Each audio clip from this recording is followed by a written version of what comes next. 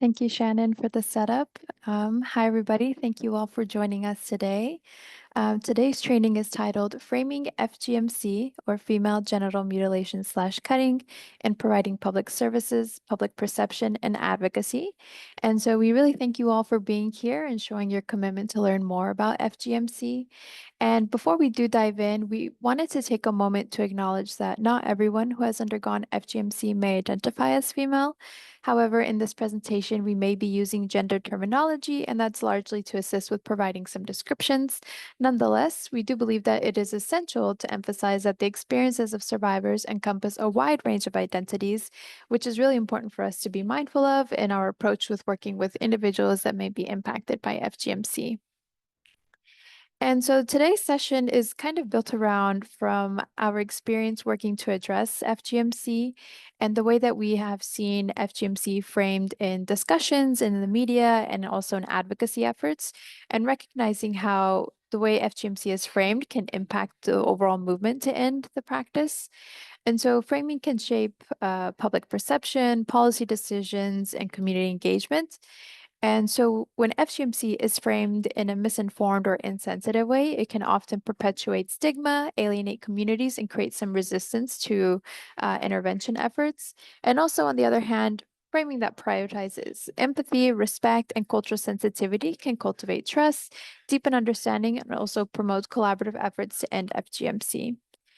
And so, with all the logistics that was given in navigating Zoom, if any issues come up along the way, feel free to reach out. And we'll also have folks monitoring the chat to engage with you all there.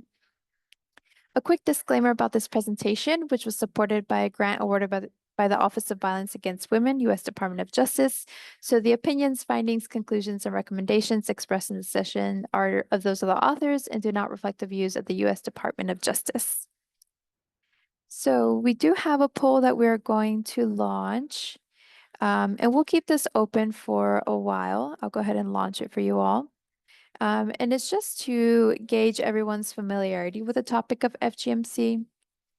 So yeah, we'll keep this running in the background, but we'll continue on to the next slide. So looking at our agenda that we have outlined for this session, we'll continue with some introductions and then we'll jump into a brief overview of FGMC. And for those who are interested, we do have a full-length recording of an introductory FGMC training, kind of like a 101 training. And so if you're not familiar on the topic, you might find that presentation helpful. And as mentioned, we won't have time today to delve too much into depth. And we'll share the link to that recording in the chat.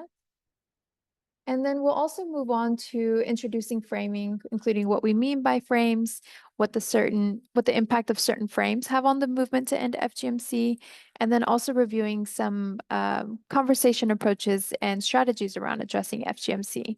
And then towards the end, we'll have a few closing items and opportunity for Q&A as well. So you can go to the next slide. Again, feel free to introduce yourselves and connect with one another in the chat. We have people monitoring that, and we'll be able to keep track of the questions that you all might have.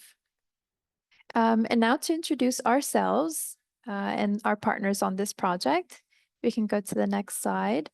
My name is Arias Nuno, and I am the Training and Technical Assistance Coordinator at SAHIYO. I support a lot of SAHIYO's community outreach engagement programs and, of course, training with frontline service providers and other organizations that may connect with survivors of FGMC. And I'll go ahead and pass it to Maria to introduce herself and also the organization. Thank you so much, Arias. Hello, everybody. My name is Mari. I'm so happy to be here and to be able to share information around framing and communication on FGMC. Just to give you a little bit of context about SAHIYO, SAHIYO is a nonprofit organization that started in 2015 as an advocacy collective of South Asian and other survivors of female genital cutting, or FGC, also known as female genital mutilation, to really address the lack of knowledge that FGC was a form of gender-based violence and child abuse impacting U.S. women and also South Asian individuals. Since then, we have expanded to support survivors from all different communities. SAHIYO really works to empower underrepresented communities to advocate for their inclusion within the FGC discord and support them to create systemic change to end this harmful practice. And we utilize collaborative grassroots campaigns, and we're very much known for our storytelling techniques to train and work with communities impacted by FGMC to lead the change. We also partner with service providers such as healthcare providers, social workers, other advocates working in gender-based violence to create culturally sensitive systems of care for survivors and those impacted by FGMC. And we work with government to really address policy level and structural change when it comes to support services and thinking about prevention. So that's again a little bit about SAHIYO. So happy to be here, and will be speaking to you later today.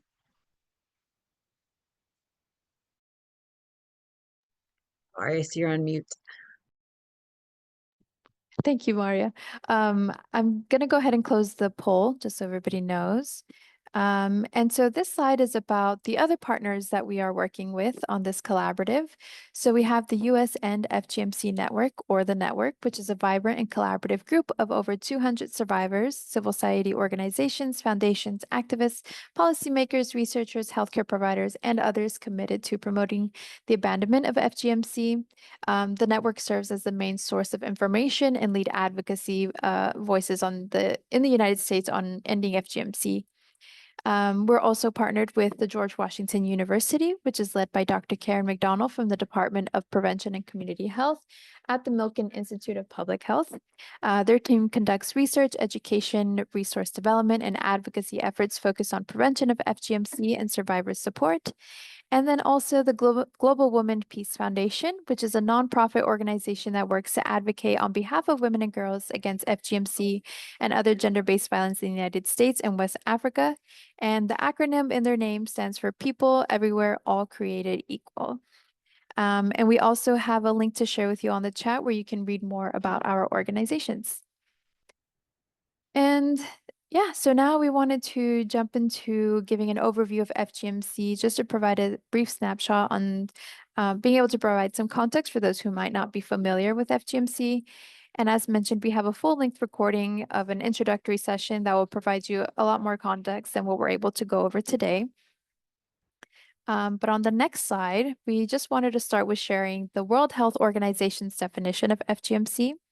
So FGMC refers to the partial or total removal of the female-assigned external genitalia or other injury to the female-assigned genital organs for non-medical reasons. And the fact that WHO has a definition for FGMC highlights some of the international recognition around this topic, particularly as a human rights violation and an extreme form of violence against women and girls. Also noting that this is a practice that generally occurs in minor girls, anywhere from birth to puberty, and in some circumstances, it can also occur to adult women. And so on this slide, we have a visual representation of the different types of FGMC. WHO also outlines 4 major categories of FGMC. And so depicted here is no FGMC and then types 1 through 4. So type 1 involves the removal of the clitoral hood with or without the removal of part or all of the clitoris. Type 2 is the partial or total removal of the clitoris and the labia minora with or without the removal of part or all of the labia majora. And then type 3, which is also referred to as infibulation, involves the narrowing of the vaginal orifice, usually by creating a seal. And this often involves cutting and repositioning the labia minora, labia majora, and sometimes the clitoris as well. And then, so you can kind of tell that in these categories, they range from least severe to the most severe. And again, type 4 is often referred to as this other category. And so then this can include pricking, piercing, cauterizing, or other injury to the female genital organs. But overall, I mean, FGMC is not a standardized practice. So these are just kind of broad categories for the types of FGMC that have been documented. And really the severity and trauma related to undergoing the practice really varies between person to person and their individual experience. And we don't have the time to jump into the health impacts of FGMC, but I did just want to note that the physical impacts of FGMC can be short and or long term, and again, vary from person to person. And similarly, trauma can manifest differently in individuals, resulting in diverse mental health outcomes from anxiety to depression, PTSD, and others. So again, just a brief snapshot. And on the next slide, we wanted to delve into some of the justifications that we've seen around FGMC.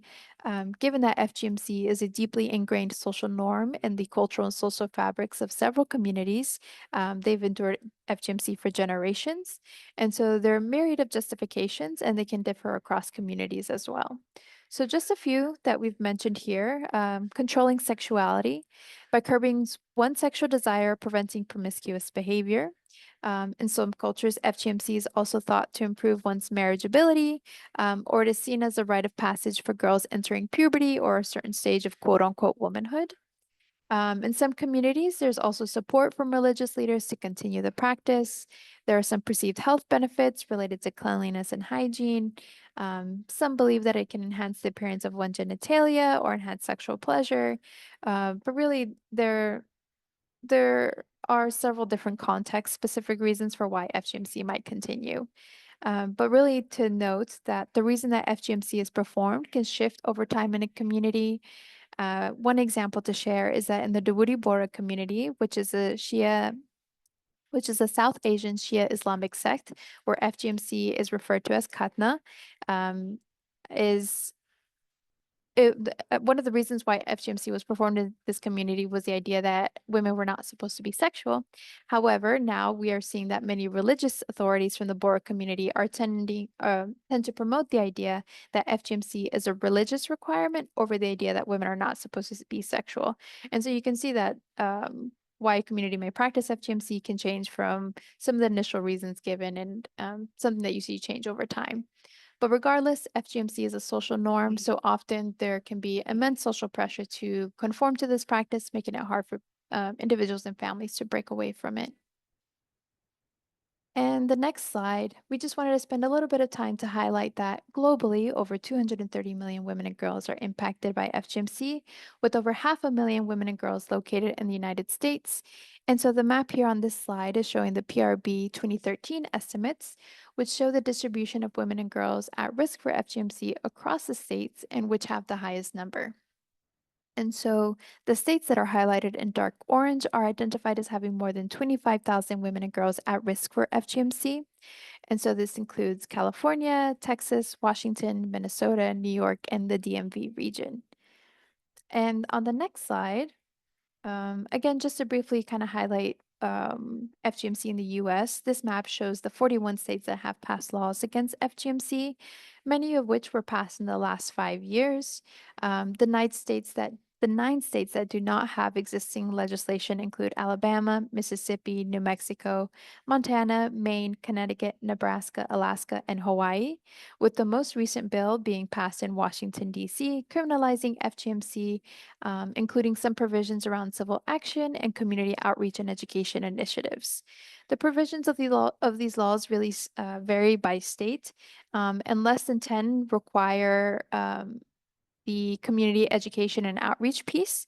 And so, of those states, very few have actually implemented those provisions. And so, really, all that is to say and show that policy and legislation around FGMC is often overlooked in the US. And we'll delve more into this later on, where we do have a webinar planned for March to talk about policy and legislation, the history of legislation of FGMC in the US. Um, and yeah, we wanted to take a moment to show you all a digital story from the Voices to End FGMC project at SAHIYO. And this one's called Finding My Voice by Renee Bergstrom. And so we encourage you all to share any thoughts or initial reactions from watching this video.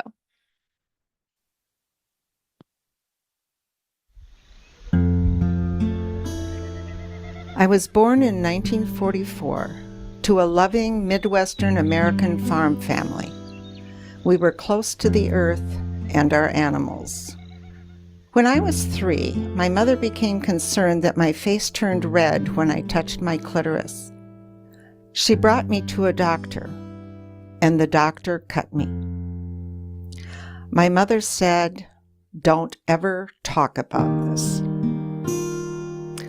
I was alone with my questions as a child, teenager, and young adult. I did not discuss nerve damage discomfort, even with my sisters. When I gave birth to my first child, I did not talk about the complications I faced.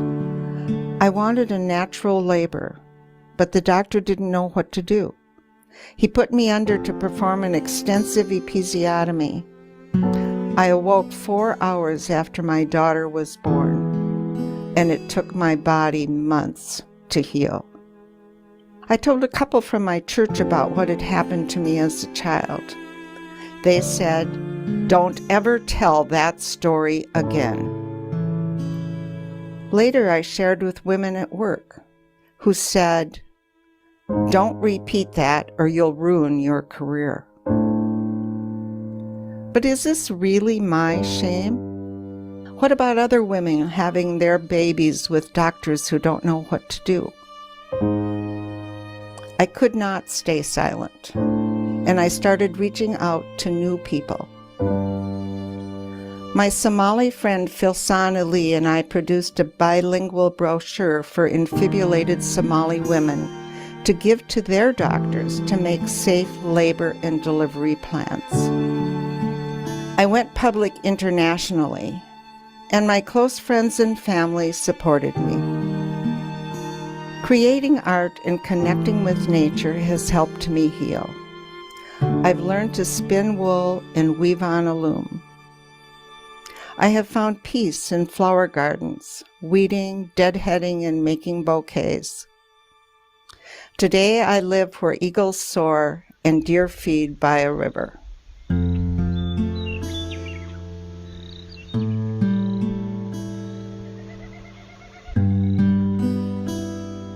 I hope my story will help people be aware that girls have been cut in cultures throughout the world.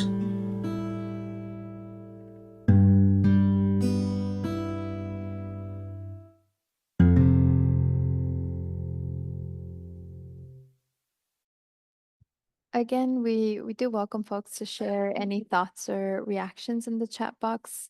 And just to share a little bit why we showed Renee's story, I mean, just as she ended her story there, um, it really is shocking to some people because of the misconceptions about who is impacted by FGMC.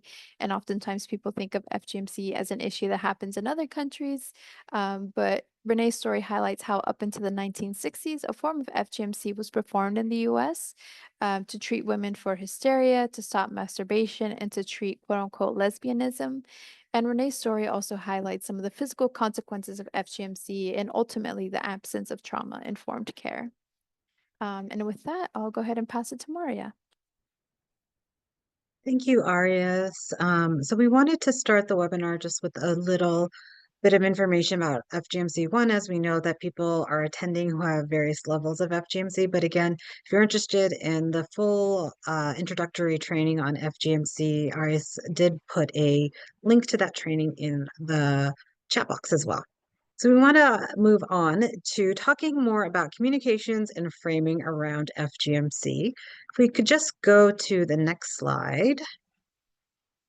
Before we dive into more about frames, I wanted to ask everybody what might be important to consider for conversations around topics that are considered sensitive, like FGMC. And we'd love for you to just share your own thoughts in the chat box, and we'll move on from there. So I'll just wait a minute to let people share chat or share their thoughts.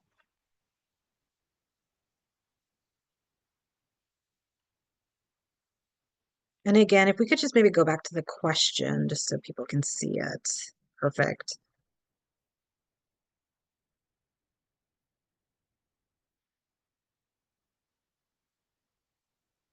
Thank you, Arias. It looks like we also put it in the chat box. I see some responses coming in. Some women may never have shared their experience, ensuring there is privacy. religion, internalized shame or stigma that will make people hesitant to share their story, definitely. And I think that's something that we see across different forms of gender-based violence. The religious considerations, trauma. All right, I think please continue to share your responses, but all of these are definitely important to consider when we're hosting conversations around FGMC. So thank you all for sharing, and please do consider continue sharing as well. Okay, so if we can go to the next slide now, and then we're going to jump back to talk a little bit about frames. Overall, the reason we're talking about frames and we're wanting to bring up a conversation about how to talk about the issue of FGMC is that we recognize that effective activism or advocacy on any social issue, and in this case in particular to address FGMC, really relies on telling the right story in the right way at the right time. And to do that, we need to understand frames. Around us, the world is a diverse, complex place, and our brains have to constantly process a flood of information that we receive through language, images, and symbols.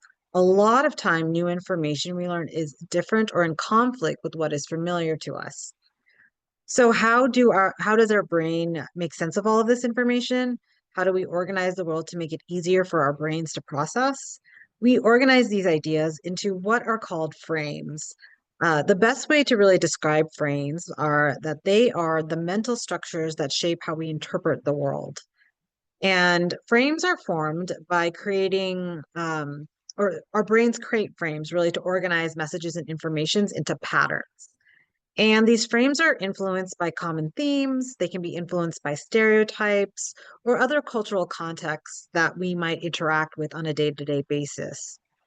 Language also can play a major role in framing because we use words and language to define and communicate our frames and beliefs. And over time, certain words and phrases can start to evoke unconscious, intuitive, and emotional responses. So, understanding framing and its link to language can be important for us as advocates or individuals committed to working to end gender based violence, including ending FGC, if we wish to change other people's frames or mindsets regarding continuing or engaging in violence or harmful practices. So, for example, think about the word, how these words might impact the frame in a person's response if you use it. So, if I'm addressing FGMC and I use the words protecting children or protecting girls versus using criminalizing FGMC when I'm talking about legislation or passing policy, what might come to mind to you? And how do these terms differ in terms of reactions and responses that they might evoke in an individual, or how supportive or unsupportive they might be? So, again, just thinking about these two different phrases. So, if I am talking about laws and I'm talking about protecting children, protecting girls from FGMC, versus if I specifically just start to say criminalizing FGMC, which one do you think might evoke more support, for instance?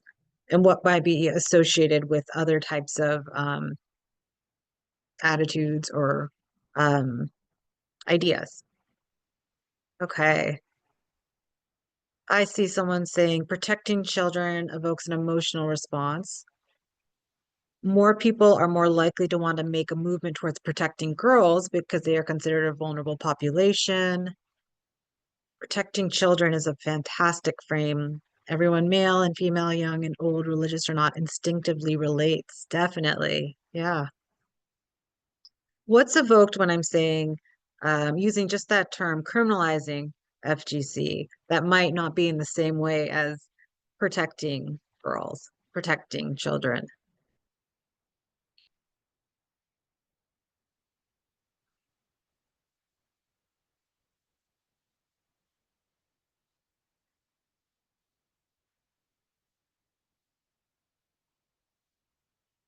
I'll continue, but definitely feel free to respond to my question, punishing parents. Okay, I'm seeing responses starting to roll in. Fear. Okay, yes, definitely. So you can see just with that simple example how that communicates different ideas and how we interpret, how we view about FGMC and what's connected to the issue of FGMC. So again, please continue to respond and interact in the chat box around these questions that we're asking. Okay, we're going to go more into the impact of framing later on, but as you can see from this simple example, that frames can be really important in terms of how we interpret social issues and how we respond to them as well. So if we can go to the next slide. We're going to look at another example of how frames can elicit certain reactions. And we want to invite folks in the chat box just to describe the different terms you may have heard or how you might yourself refer to the practice of FGMC, or the terms you use to talk about it if you are already engaged in work around this topic. And if you feel comfortable, you could also share why you use the specific terms that you use and any associated contexts that you might have in using those various words. And again, I recognize everyone has a different level knowledge of FGMC, but definitely share what you have heard, what you haven't heard, and how that has impacted you in terms of your own understanding of this practice. Or if you work in FGMC and you work with different audiences, thinking about do you vary your terminology?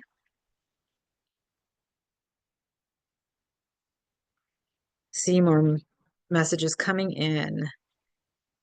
Female circumcision. Yes, that's definitely one of them.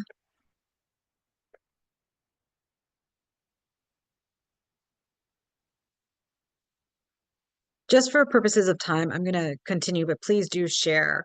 And the reason I'm asking this is because there are a variety of terms that are used when we are addressing this issue.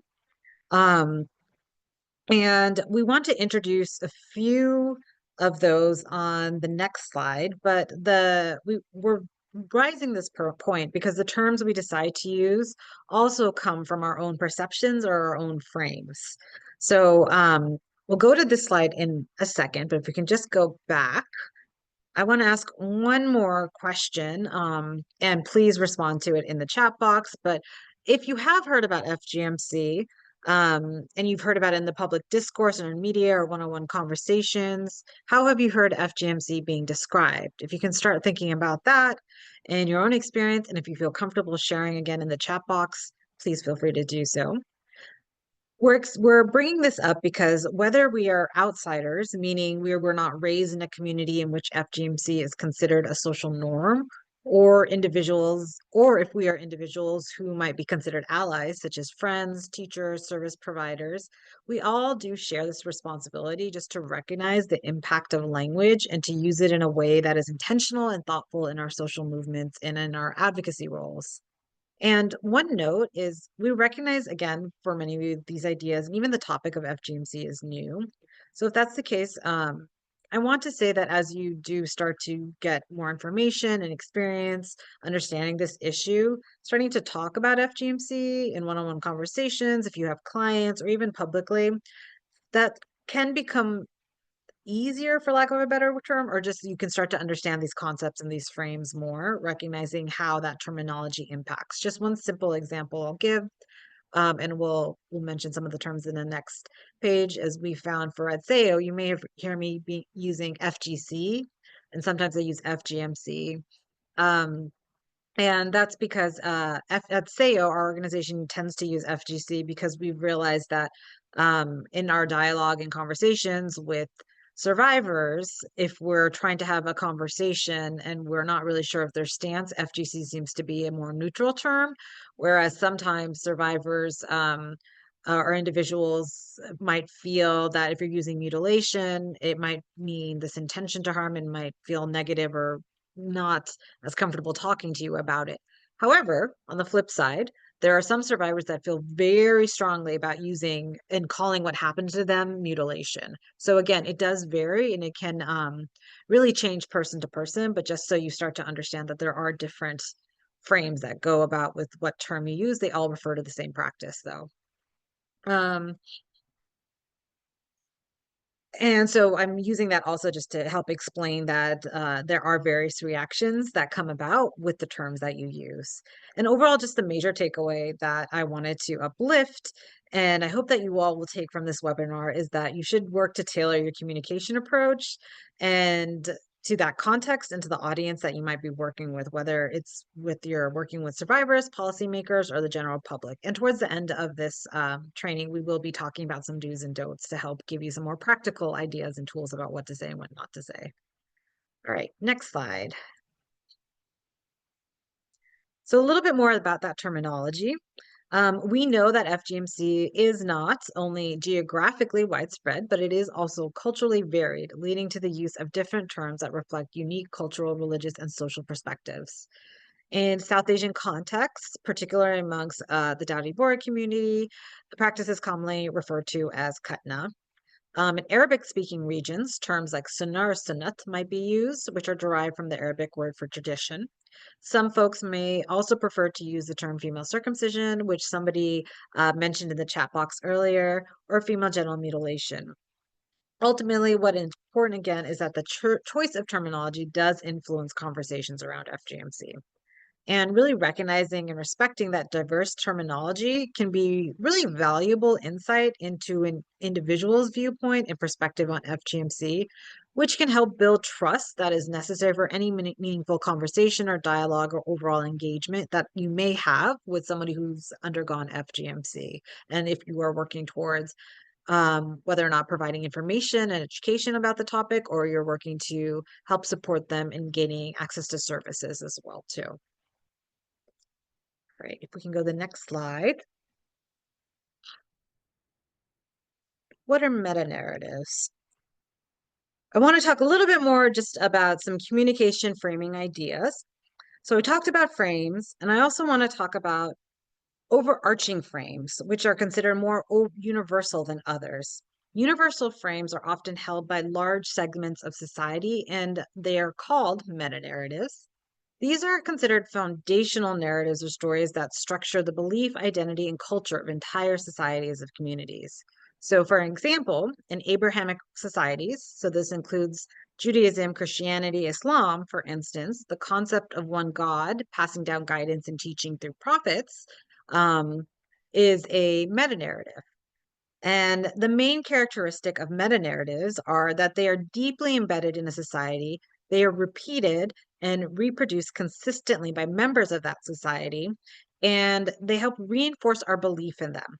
They are powerful because they are also invisible. They shape our minds and actions unconsciously or without even acknowledging them.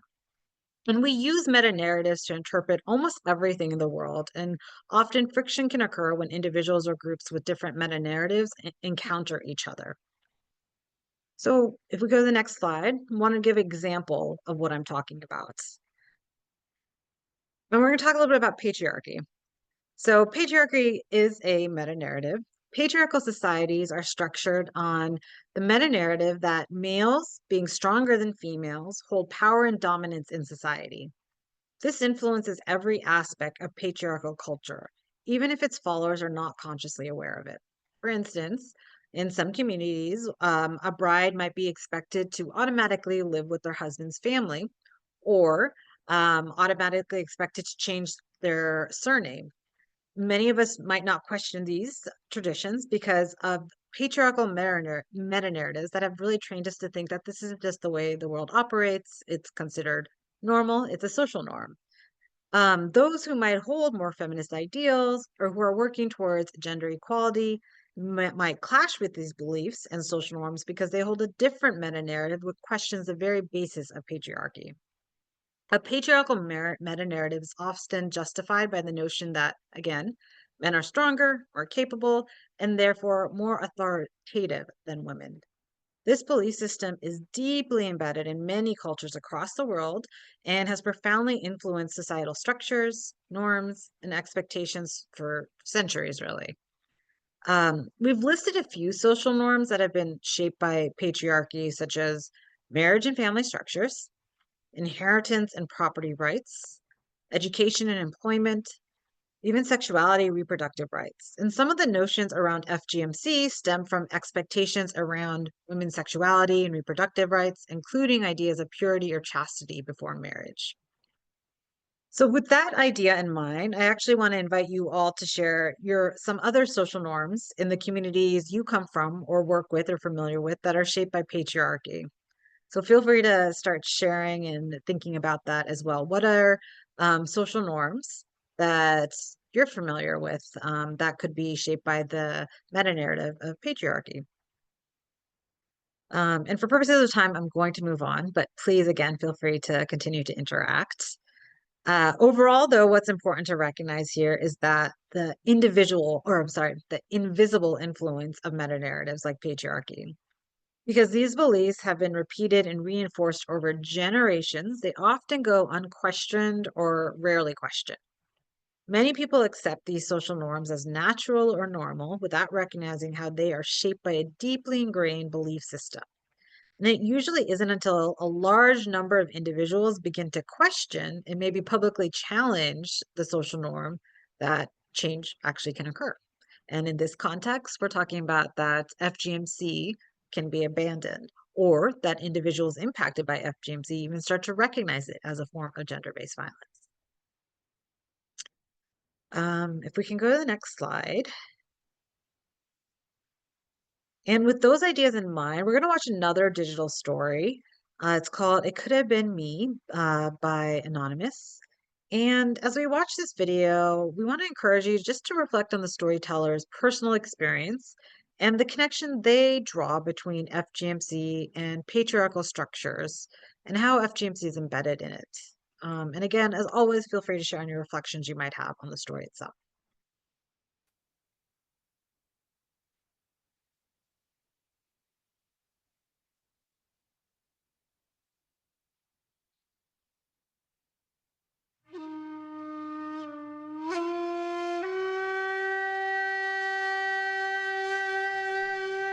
When I was 12 years old, my aunt said to me, "Your mother wanted to have it done to you. Your father did not. His was the final decision."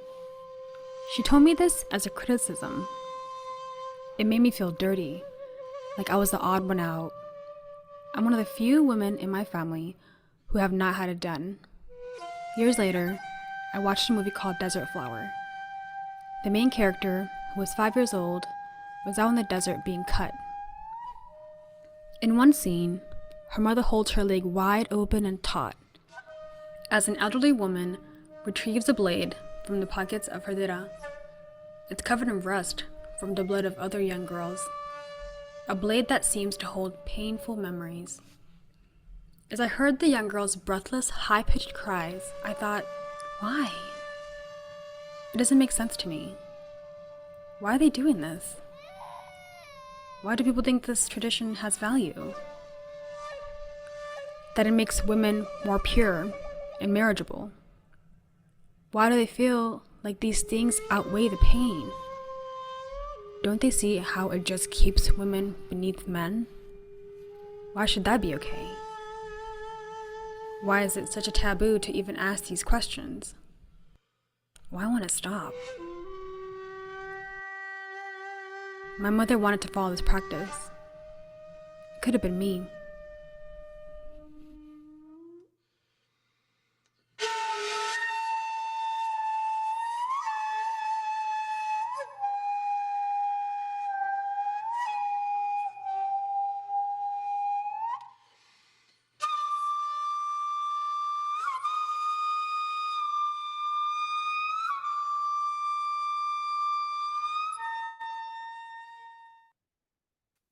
All right. So please feel free to share your story and or share your reactions to the story. And also feel free to share what you may have noticed in terms of frames, and then in particular, the meta-narrative patriarchy and how it shows up in her story as well.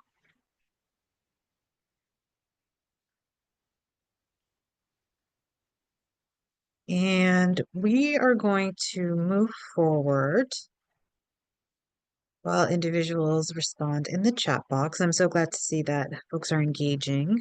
And I want to talk about the impact of framing now and really just kind of look at real world examples of how framing has impacted FGMC, the work to end it, and how we work to support survivors as well.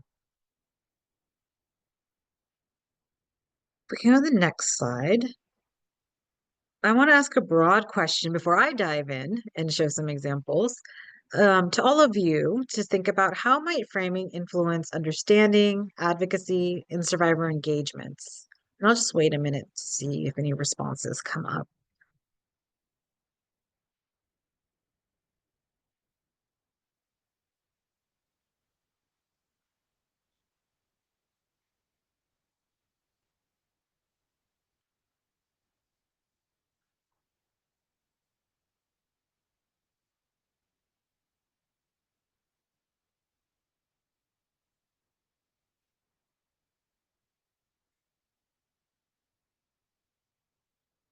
Yeah, I see the response to an earlier question about gender roles being patriarchal as well.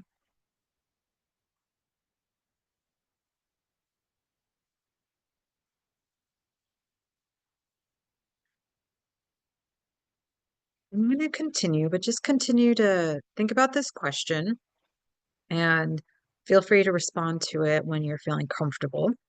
Um, and we'll talk about some real world examples just to help illustrate how, again, framing does influence our understanding of this issue and how we might engage with survivors and those impacted by FGMC. So if we could just go to the next slide. We wanted to turn to some media articles to help articulate real world examples and to see how FGMC is viewed globally and also within the United States specifically. So this first example, these are actual headlines about FGMC that we have pulled. And just looking at the articles, if you have any reactions when you read them, definitely feel free to list that in the chat box. And I'll go ahead and just talk a little bit about the first article, which is titled Female Genital Mutilation, Know About This Barbaric Practice Existing in India and Worldwide. And I think I did read earlier in the chat box, some people mentioned some of the terms that they've heard associated with FGMC are around it being barbaric and those kind of harsh tones as well too.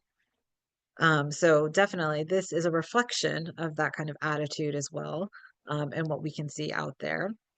We can just click a slide. Great.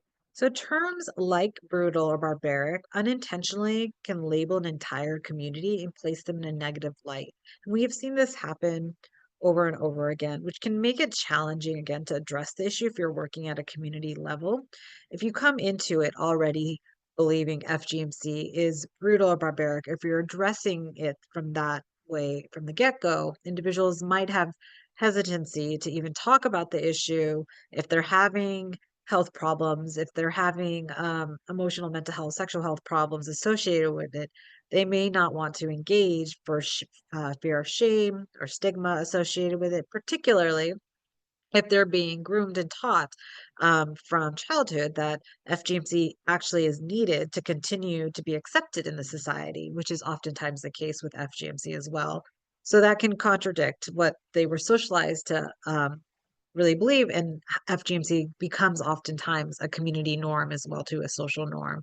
So again, you can see kind of the tension that can exist if you're coming at it with this attitude of being it's brutal, it's barbaric, and how that can impact or unintentionally label an entire community.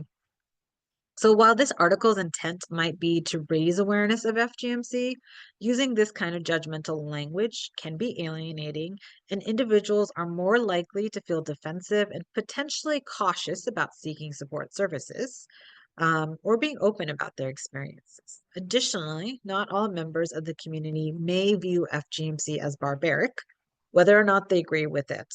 And that can make it difficult to engage in dialogue or communication with individuals and communities if you notice that their perspective right off the bat is that FGMC is barbaric. So the second title is Battle Within Tiny Indian Muslim Sect Uncircumcising Girls. So if we can, we clicked on the animation. The use of the word battle suggests that there is a sharp divide within the community and pits one side against the other. And we have actually seen how this has impacted relationships within families. And in this case, this article is an attempt to sensationalize the issue. So the article fails to really recognize those from the Bora community who are maybe actively working to end FGC and improve the well-being of their community. They exist and they are out there.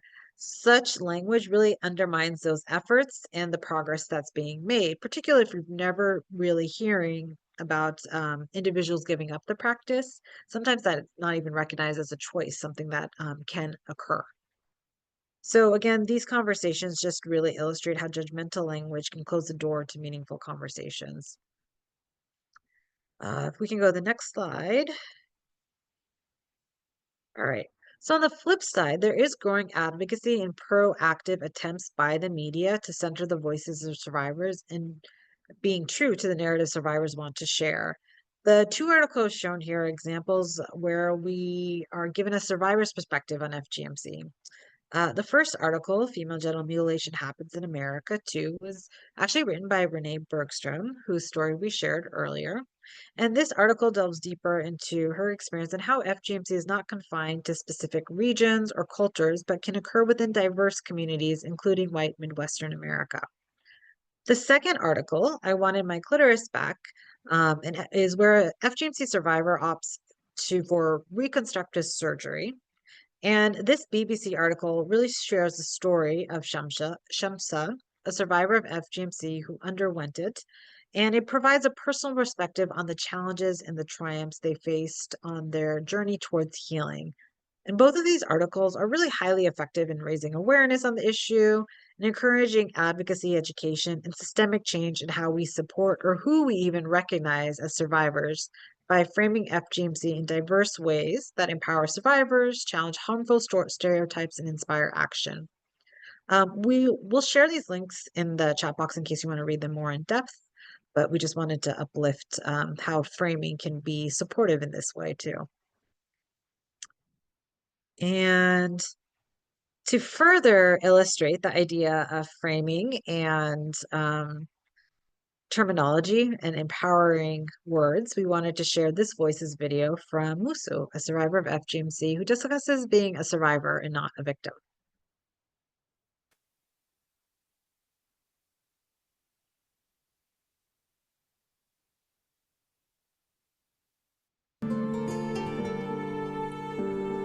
When I meet with friends to catch up, the conversation often turns to sexual intimacy. There's always a lot of laughter and stories about how good it can feel. I am usually quiet. I was 14 when I was forced into a marriage. I am from a culture that practices virginity testing. On the night of the wedding, a bride is given a white cloth to capture blood from her hymen breaking during intercourse. The morning after, if she bled and is considered a virgin, her aunts and community dances, sing, and display the cloth in the neighborhood to celebrate her purity. My experience of virginity testing was so humiliating and painful. For 3 nights, my marriage could not be consummated because I was sealed shut. Because of FGM, physical intimacy meant pain and suffering for me. I refused to attend my celebration party. 9 years before this, I had skipped another party.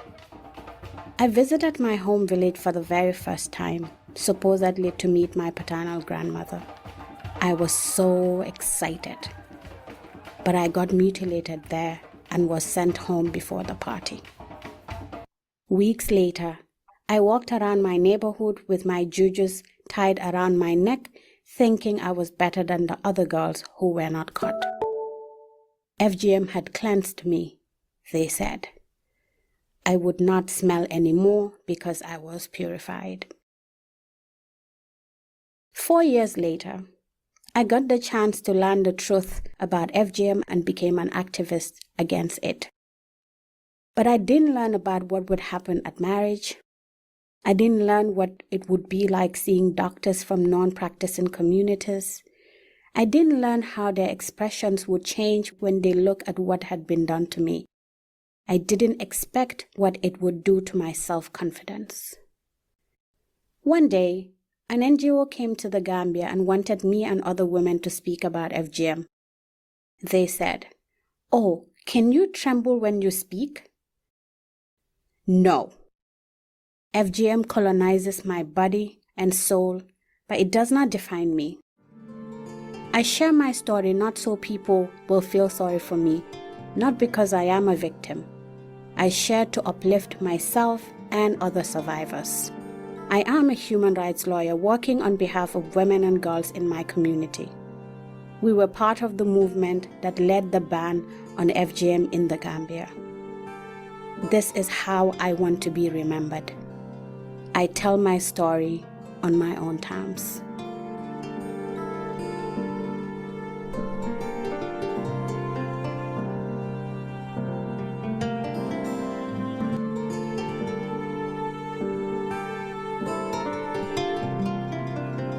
Right. So again, as always, feel free to share your reactions. And we shared this story because too often narratives surrounding FGMC survivors focus on victimhood and suffering. And for many who might not identify with this type of framing, this victim-centered framing can overshadow these individuals' agency, strength, and accomplishments, which is another reason we have heard of as for why some individuals do not want to disclose that they've undergone FGMC or why they might choose to remain silent on it. That again can impact access to services that they might vitally need. It can also impact our understanding of the global extent of this harmful practice. Okay, so I'm just going to share a couple more slides before I turn it over back to Arias. We wanted to talk a little bit more about framing FGMC at both the macro and the micro levels and how it has revealed how racialization and Islamophobia influences perceptions and responses to this issue as well. These interconnected dynamics shape societal attitudes while also affecting how survivors and communities engage with services and advocacy. At the societal level, racialization and Islamophobia are systemic forces that distort public understanding of FGMC. Conversations in the US often portray it as a foreign or religious issue, commonly associating the practice with African and Muslim communities.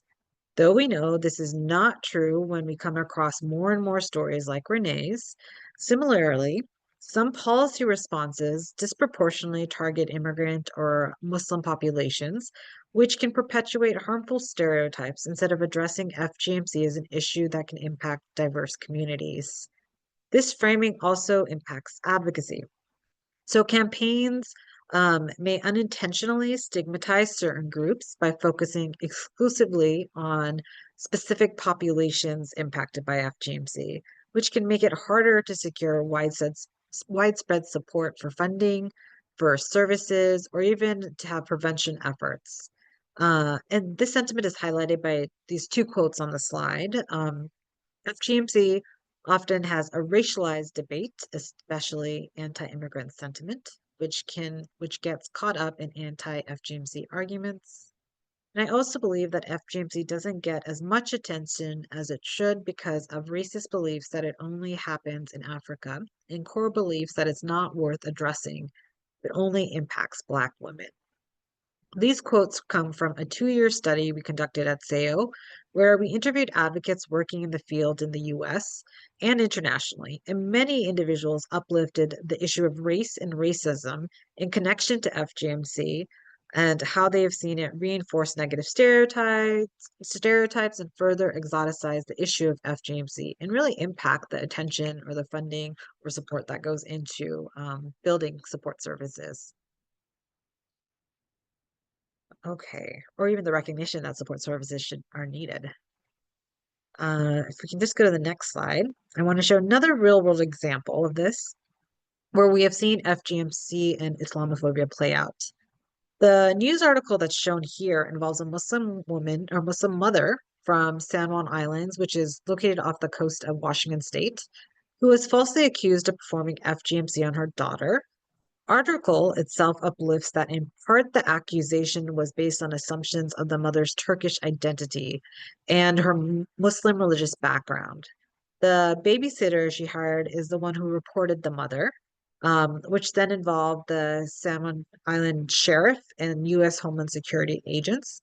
Um, the case was ultimately closed as there was no evidence to suggest she subjected her daughter to FGMC, but the mother continued to speak out against the unjustified scrutiny and discrimination she felt that she faced during the investigation, and really has emphasized that she believes that bias also unintentionally or intentionally impacted the legal action and investigations that occurred there.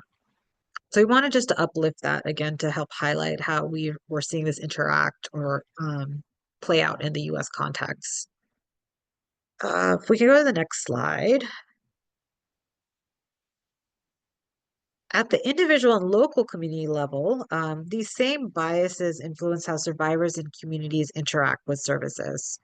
So some ways in which we've seen this is with the misconception that FGMC is a problem exclusive to non-Western cultures. That has contributed to the underrepresentation of survivors and their experience within the United States, for example. And consequently, that has also can lead to survivors being hesitant to seek help due to fear of being judged based on their racial, ethnic, or religious identity.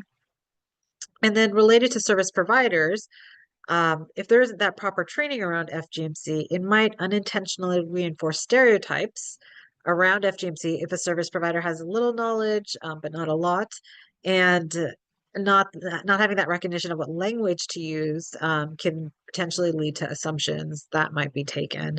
I actually remember a personal anecdote of a doctor that I knew that learned about FGMC and where it was happening, and then like mentioned something about how like, oh, they had learned about it in med school years ago, but it only happens in Africa, it's not here. And it was interesting because they knew that I worked on this issue, but their assumption was that I only worked on this issue within populations in other countries, and so not necessarily in the US. So again, just to recognize that these are assumptions that happen every day here, and that there are survivors that are going for services.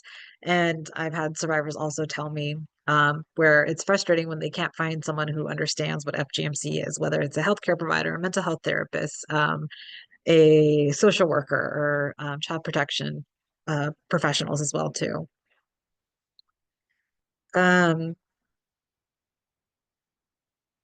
Okay, so I also wanted to mention just one other point is just that in the study that we mentioned earlier, we've also seen how racialization affects how survivors and communities themselves might perceive and discuss FGMC within their own communities.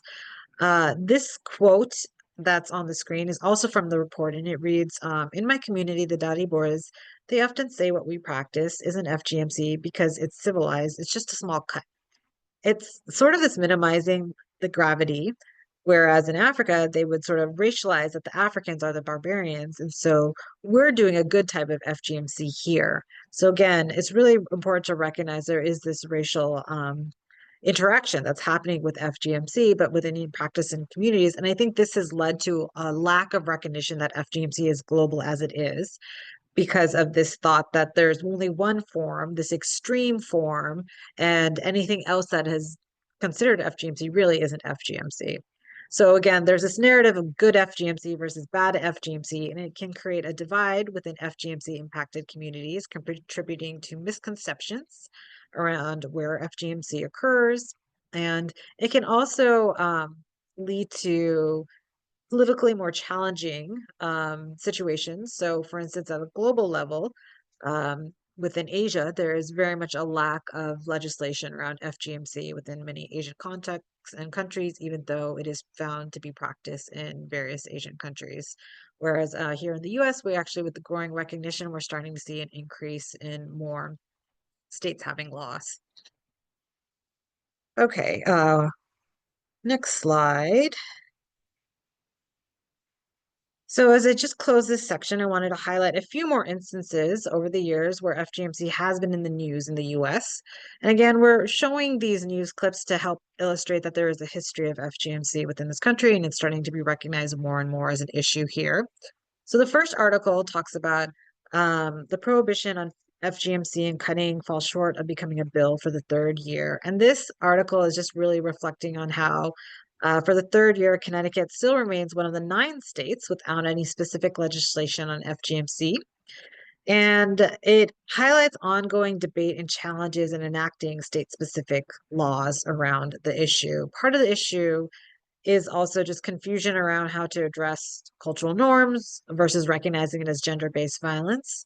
Um, and then there have been other challenges as well around a false conflation more recently in the political arena between gender affirming care and FGMC. And this second article, if we click, we'll see, is an article where a US bill equates healthcare for trans people with FGMC. And it's one of the many instances, again, where we're seeing this conflation of these two issues. Um, and this article is about a draft legislation in Texas that would have criminalized gender affirming care. We saw similar attempts in Idaho a couple of years ago as well, too. The fourth article, if we can click a couple more times, or the third article, sorry, is talking about charges in a child torture case in Kentucky, where a couple was charged with multiple offenses, including FGMC. And this case really underscores that FGMC is not confined to specific cultural or international contexts, but can occur domestically again within the United States. Then there's one more article that we wanted to uplift that is very recent. And this one is about a case that was brought up in October, and then recently had another article that came out just I think a week or so ago, but where patients have been coming forward to describe being subjected to unnecessary and non-consensual genital surgeries, including a non-consensual practice called the husband stitch. And this specific form of FGMC occurs after childbirth when a woman has experienced tearing or has undergone an episiotomy. And in these cases, the doctor may add an extra stitch non-consensually, uh, and allegedly to make the vaginal opening tighter for the sexual pleasure of a woman's partner. So the husband stitch is medically, again, unnecessary, and it's ultimately rooted in societal expectations that prioritize control of women's bodies and sexuality. We'll say this case again is continuing to unfold, and the last update was that 107 women have come forward to share their experience with this particular doctor. So again, FGMC is showing up in many different contexts and ways in FGMC, and we're really starting to understand and uplift it within the United States. And I think with that, I am going to pass it on to Arias. We do have one more question here, but I know we're short on time, so I'm just going to leave that there. If you would like to respond, feel free to do so in the chat box, but I will pass it back to Arias to talk a little bit more about actual strategies you all can use in talking about FGMC. Thank you, Maria. And yeah, we can just go ahead and go to the next slide here as well. So we just wanted to kind of highlight the few takeaways from our presentation today around why framing matters. So first, framing has the potential to foster trust.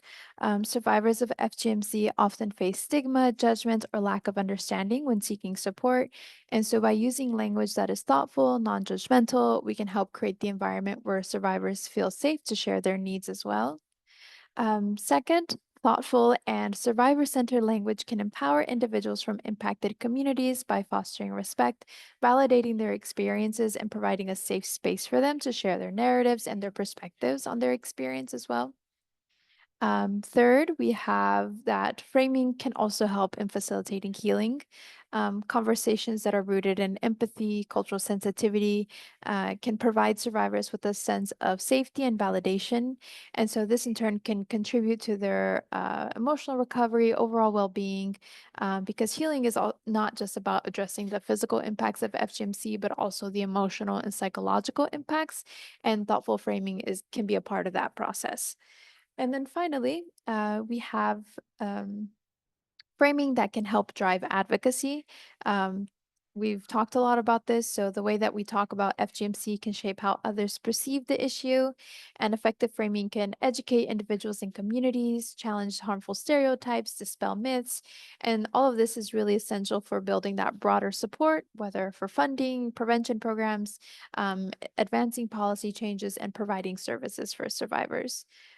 So wanted to just kind of summarize a lot of what we've talked about with a few takeaways for you all. The next slide is to highlight some general do's and don'ts when discussing FGMC with a survivor or from individuals from practicing communities. So first, don't use the word mutilation unless they use it first. Maria mentioned earlier, some people might be comfortable in using the term mutilation to describe their experience, but the best practice here is just to use the same terminology as they do. If they're using FGMC, then you might use FGMC. If they prefer the term female circumcision, like was mentioned, then you might use female circumcision.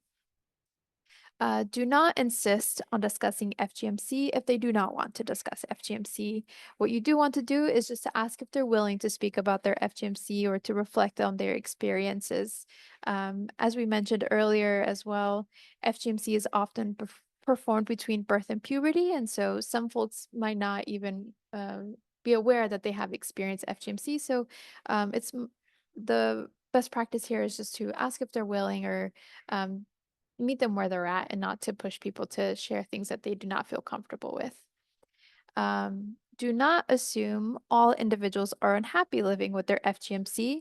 Some may see FGMC and its potential consequences as a normal part of life, and some girls may feel proud or even courageous having undergone FGMC and prefer the aesthetics of their altered genitalia. Some may also view FGMC as a cultural rite of passage and not a human rights violation. Earlier, we shared a list of some of the justifications that we've seen around FGMC. And so you never know someone's background or personal experience with FGMC and the way that they might view it. So what we do encourage is just to keep an open mind about how they might feel about their own FGMC and to avoid putting your own assumptions on how you think that they should feel or on how they should react to their experience. Um, do not assume everyone knows FGMC and vacation cutting are illegal in the US. We didn't delve into vacation cutting here. Essentially, what this is, just to give a brief summary, is where during like school holidays, families may take their daughters overseas to a country where FGMC is accessible and have it performed there and then return back to the US, for example. And oftentimes it girls undergo FGMC without officials or people knowing that this has been done to them. And so what you do want to do here is just to explain that there are legal consequences around FGMC in the US, or if depending on what state they're in, what are the state specific legislation around FGMC. And then finally, do not react with shock and horror. Um, there have been plenty of stories where survivors have reflected on negative experiences with providers who react with shock, whether in the language that they use or reacting with their faces or making an expression. And so we do encourage us to use a non-judgmental tone, and again, not to uh, look at the situation with your own biases and assumptions. And again, keeping that open mind and respectful approach. And then jumping into our next slide, we wanted to look at a few conversation approaches around FGMC. And the first one that we have here is a general like health approach that we've seen. This highlights FGMC's harmful effects as a motivator for change. So this is a strategy that has been used particularly through awareness campaigns, where you're able to provide a sort of tangible and relatable way to engage both survivors and communities, and also healthcare providers to be aware about the health impacts of FGMC. A benefit to this approach is that by focusing on the health consequences, this can be helpful for those who might not have previously considered the health implications of FGMC. And so being able to highlight how there could be complications to childbirth, chronic pain, infections. This can provide an entry point for initiating awareness, fostering dialogue, and additionally raising awareness about the short and long-term health impacts. And this can also help individuals understand the type of support that might be available to address some of these complications. For many, accessing healthcare can be that step towards healing. Again, like we mentioned, physically and emotionally, and can open the door to the support services available. However, like any strategy, a health approach is not without its challenges. There are some limitations with just solely using this type of framing, and it can be hard to um, include or recognize some of the cultural nuances around FGMC. So a health approach can be a powerful tool for raising awareness. But again, framing the health approach, you need to be careful with it, complementing it with broader messages around some of the systemic and also cultural roots of FGMC. And on the next slide, we wanted to talk about the rights-based approach. So this emphasizes FGMC as a violation of child rights, women's rights, and human rights, particularly focusing on the lack of informed consent of the procedure.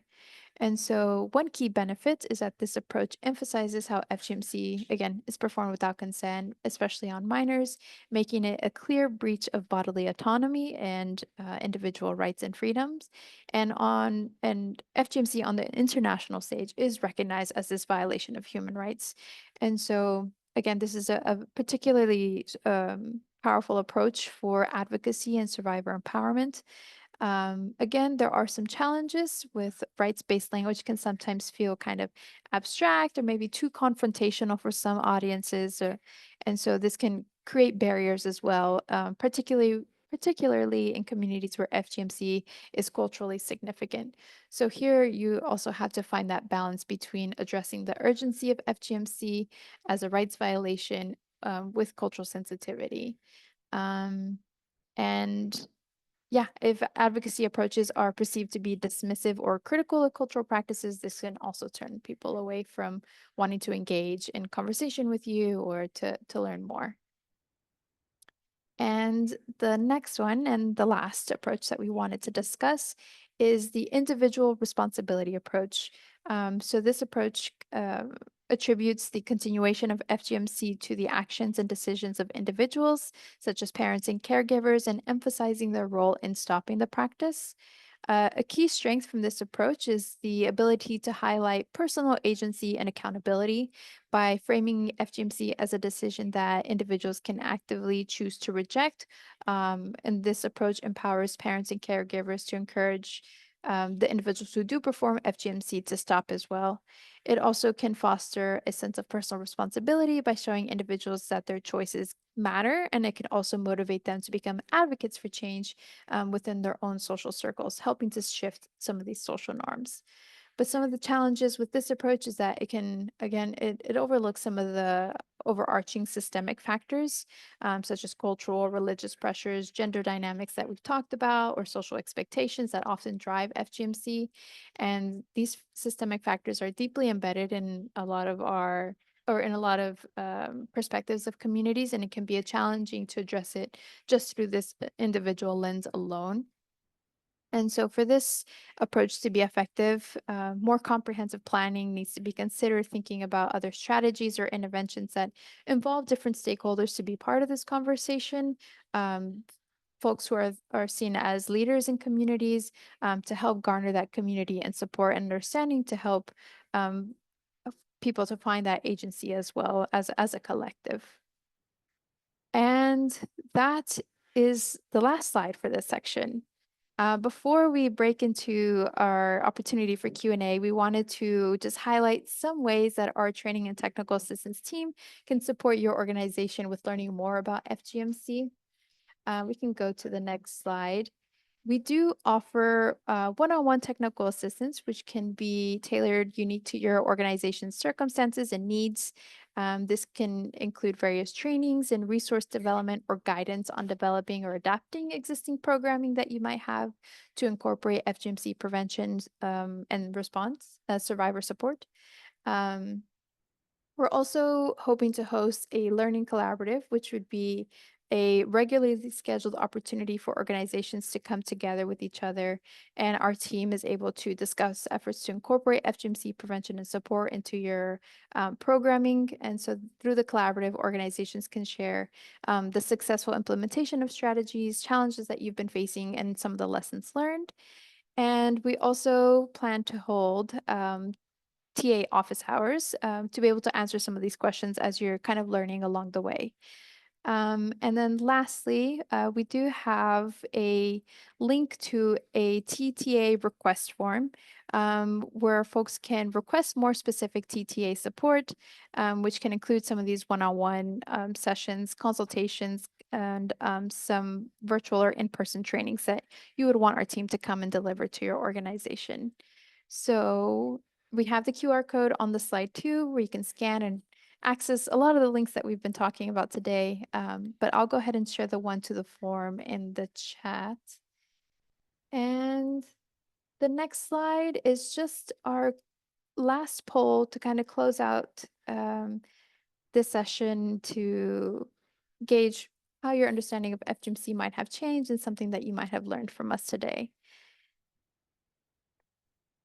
So I'll go ahead, I'll share the link in the chat and then start that last poll for us. Okay, I think you should all be able to see it now. And yeah, next slide is we are open to your questions. We'll look through the chat to see if there's anything we might have missed. But we have about 10 minutes to give people time to finish this poll and to ask us some questions. Or also reflect if you want to share anything that has stood out to you from our session today.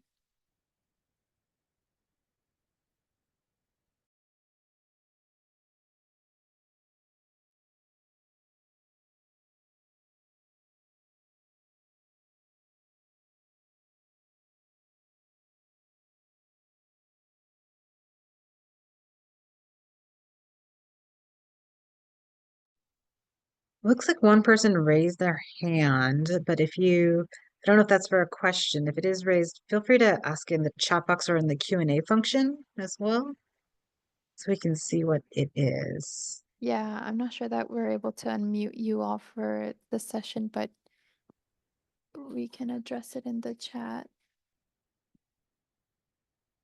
Someone asked if we can get the PowerPoint presentation. We'll definitely send the slides and some resources that we'll share on here in a bit as well to you all in a follow-up email.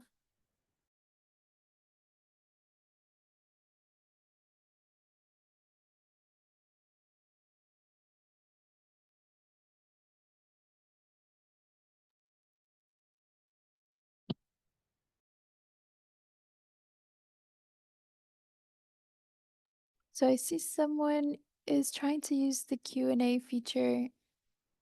Ani, if you want to try to type it into the chat box, we can try to answer your question.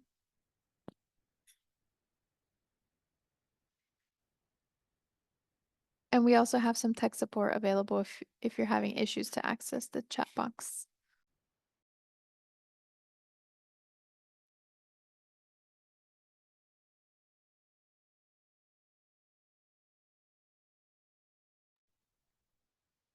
I see, Ani, you asked in the Q&A box. I did some research in Kenya and I found that men are themselves favor intimacy with uncut women. Are you looking at using that framing?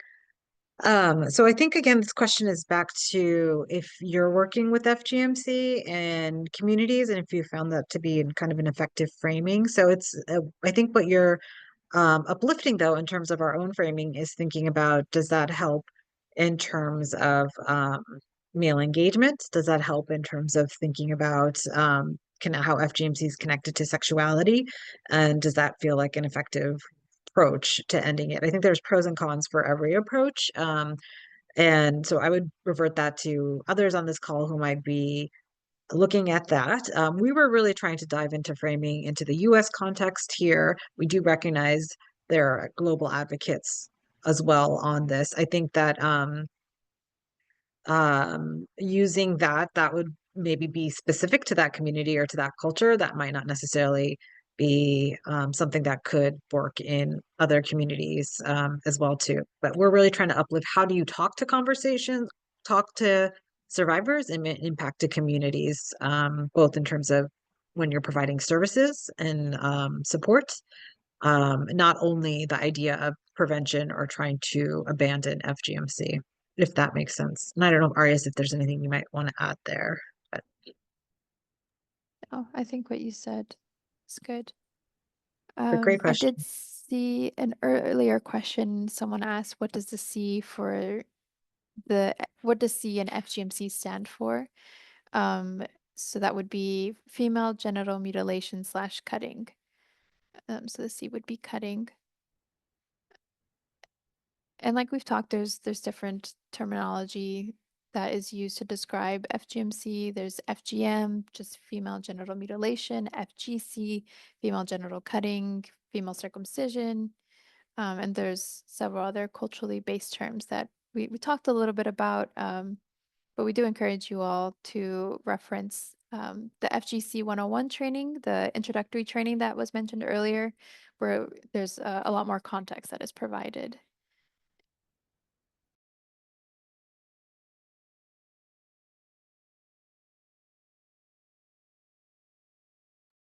There's a question from Adrian. I work in a field that requires victims to go into a lot of detail. How would you suggest assisting victims in a meeting with sharing their story when they maybe don't want to? Do you guys think terminology would be the biggest thing to focus on and help them be comfortable? I don't know if you want to go first, Maria. Yeah, I can share my own thoughts. And again, I definitely want to, other folks want to chime in, feel free to do so. I think one thing we tried to emphasize, and I think Arias pointed up in communication do's and don'ts, is that it's important to also recognize when a survivor isn't willing to share their story. I do recognize you said you work in a field that requires victims to go into a lot of detail. So that might be a little bit challenging, but it is something I think for anyone that works in gender-based violence, leaving it up to them to kind of go into how much detail they want to go into. And it may just be in the first conversation. It may be a series of conversations before they feel more comfortable and they feel like they can trust and open up and share their story. So for us at SAHIYO, at least we don't ever force anyone to share their story. We do have the videos you saw are part of one of our storytelling projects, and that's something that's all voluntary. So individuals get to come in and to talk about the story that they want and what they want to focus in on when it comes to FGMC. So of the stories you saw, they varied. One person wanted to really focus on um, feeling empowered as a advocate against FGMC. Another person focused in on their experience around undergoing it and having to be silent about it. So again, they vary. But we found it best to kind of recognize, leaving it up to the individual. And then also in terms of terminology, we often emulate what they're saying. So if somebody uses Katna, for instance, a local colloquial term on FGMC, we'll say Katna. We will not say FGMC. We will kind of just echo what they're saying and how they're talking about it to make them feel comfortable in bringing up the subject. And sometimes it's not the first conversation. Sometimes it's several conversations in before they start to open up about the conversation. And so kind of allowing for that space too. Those are some of the things that we found helpful. I just wanted to add that I was going to share the link to the Voices to End FGMC website where you can see several other stories where people focus on the as being a survivor and advocate and kind of the motivations and being part of the movement or what aspect of FGMC they wanted to focus on, like Maria mentioned. So we encourage you all to check it out to see some of the other stories and other helpful resources.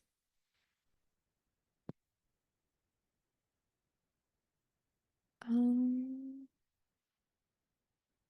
yeah, and I see a lot of helpful comments in the chat. Must recognize the shame and stigma that they have lived with for years. Again, adding to the challenge of maybe not being open right off the bat and taking a few conversations, like Maria mentioned. And the fact that FGMC is performed by medical or healthcare providers in many countries institutes a medicalization of the abuse. It complicates how we frame it and how victims may frame FGMC. Yeah, I think that's also important to uplift. We talked a little bit about with the recent case that we've seen with the provider performing the husband stitch. Um, and it can definitely impact how um, it's being talked about in the media and how we talk about it with folks as well. Yeah, and I Oh, want to say one thing about the health approach too. I think Arya's talked a little bit about it, but just to uplift that um, that has that is supportive and helpful, but I think that some of that has also led to this idea that medicalization can make it safer. And so the idea if you have a healthcare provider performing FGMC, there's less risk of invasive cutting or something like that as well too, which again isn't true. FGMC is mhm, still harmful regardless of who it's performed by. But that is one thing that we've seen as a maybe unintended consequence when we are talking about the health impact. And then we've seen some communities where one of the least physically invasive kind of forms of FGMC are performed, they'll say that nothing has been altered really, or they say that it hasn't really impacted us. There are no physical health mm, consequences, so it's okay to do, but that mhm, neglects looking at emotional, sexual health consequences that can mhm, happen, mental health that avoids looking at just what happens in childhood around. We've heard stories of uh, kind of trust and relationship building being damaged because of the consequences or circumstances around how FGMC happens to a child too. So there are different ways that FGMC can impact you regardless of the type that has happened and regardless of if it's happened by a healthcare provider or by what's known as like a traditional cutter. I just wanted to quickly mention I launched one more question to you all about some topics that we wanted to pose and see what you think could be helpful and useful to your work. So again, we'll keep that one open. And I think we have time for one last question that I saw. And it's, are there new statistics as to how many girls and women have been cut in the US?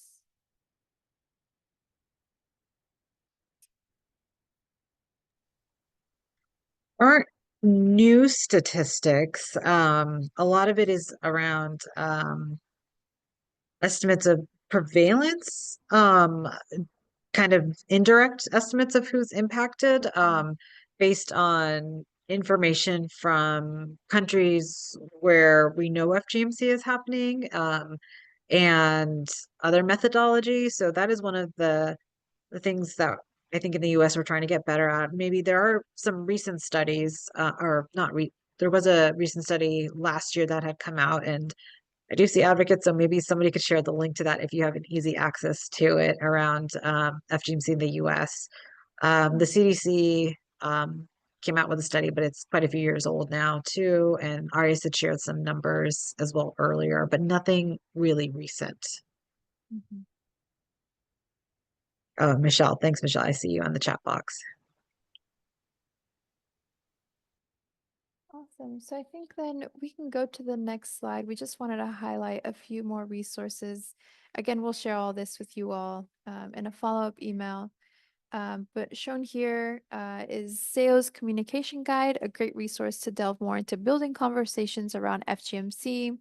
We also have George Washington's University's FGMC Toolkit, a comprehensive resource on FGMC with insights from several perspectives, either as a survivor, service provider, and some of the challenges and opportunities experienced with addressing this topic.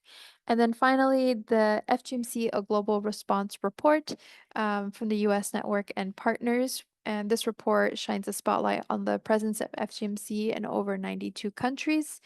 So that can kind of give you some insight on the global impact of FGMC. And yeah, our last slide is just a thank you again for joining us. And on the slide is our contact information, fgmctta@gwu.edu. And yeah, thank you all again for joining us. We'll follow up via email, so no worries if you didn't catch all the links that we've shared. But thank you for engaging in conversation with us and taking the time to learn a bit more about FGMC.